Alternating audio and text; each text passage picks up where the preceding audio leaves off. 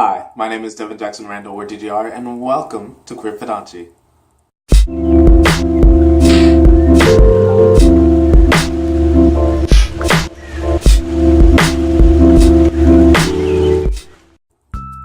So let's talk. First, for your BL bits, we are going to talk about Aitsu no Daihonmei. Aitsu no Daihonmei is a Japanese comic book or manga that focuses on boys' love. It's a story about a high school boy named Yoshida who is bullied by all the high school girls.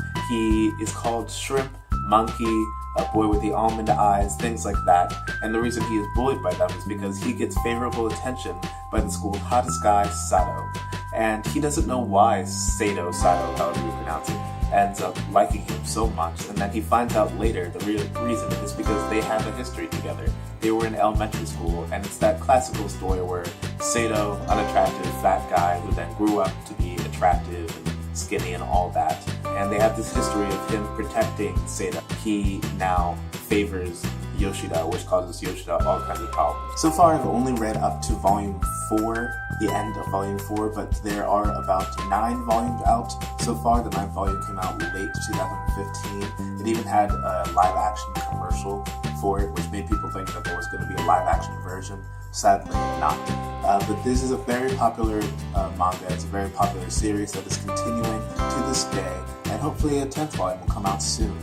I have just gotten into it. The only reason I really discovered this was because I was on Amazon just kind of looking up manga, yaoi manga, for the BL manga, and I ended up finding this one, and I was like, why don't I know this? So I checked it out, and I kind of like it. The thing is that Sato is a sadist, which I'm only now realizing the humor in that, though it could just be my pronunciation.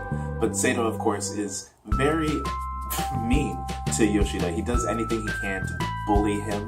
I think at first I was reading this manga in the first volume or so, and I was like, he's such a jerk, but it's funny that I like it, and I hate myself for liking it because he's such a jerk to Yoshida. Later on the series does end up giving some backstory to Sato, his whole history, his whole coming into himself and realizing why he likes Yoshida, realizing why he likes to bully Yoshida.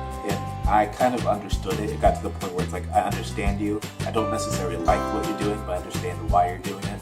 And that made it at least easier for me to read. And I get that, Sato is like, oh, all these women are so attracted to me, they'll do everything for me. But there's just this one guy who I have a history with who will fight me back whenever I try to bully him. And that makes me want to bully him more. And I get that. But at the same time, it's just, I don't know, it's a terrible relationship.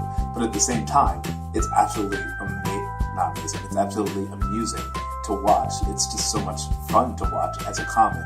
And once again, this is a manga, so it's kind of in that realm of, you just take away that parts of disbelief. Like I say always with BL, kind of just ignore certain parts, just let it go in order to enjoy the story.